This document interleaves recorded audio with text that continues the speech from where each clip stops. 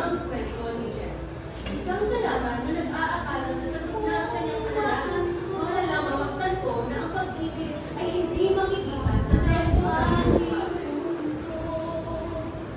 At ang larawan mo ang tuloy nakatago.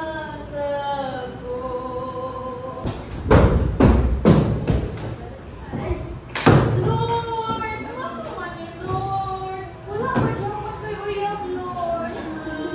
Lord, I know, makita dyan yung akong desire sa akong heart, Lord, na gusto lang dyan kung saan mo na mag-love sa ako, mag-care sa ako, Lord, please, ang dami na ko, Lord, please.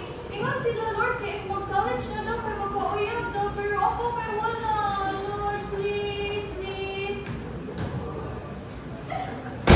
Lord!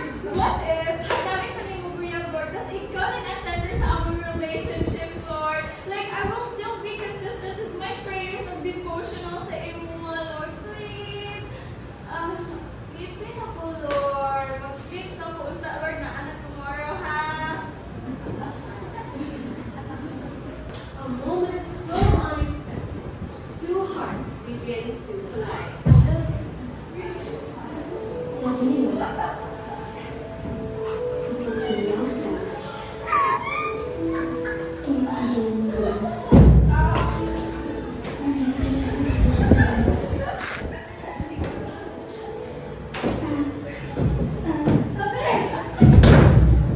And she believed this was the answer to her prayer.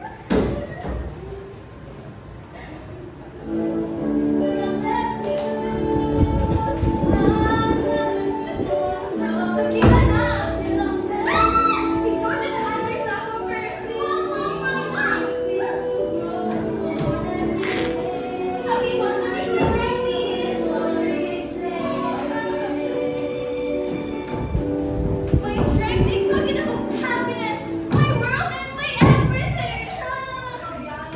Oh, my strength. As her love for marriage grew, her time with God slowly disappeared. Hi, my strengthy! Hello, my strength. Kamusta ka? My strength, mag-pray na lang ako, my strength, bro. Mag-comment ko, my strength. Ikaw na ka, my strength. Yes, my strength! Ikaw, my strength. My strength. Oh, dili ko pa na mag-tired ako, my strength. My strength. Tulog na ko. Oh, my strength. Okay, good night. I love you and I miss you. I didn't wanna hurt you. Matulog na i-end na. Ikaw na nga, my strength. Ikaw na lagi. Ikaw na, my strength. Ikaw na lagi. Goodness gracious, my strength. Ikaw na end. Ay.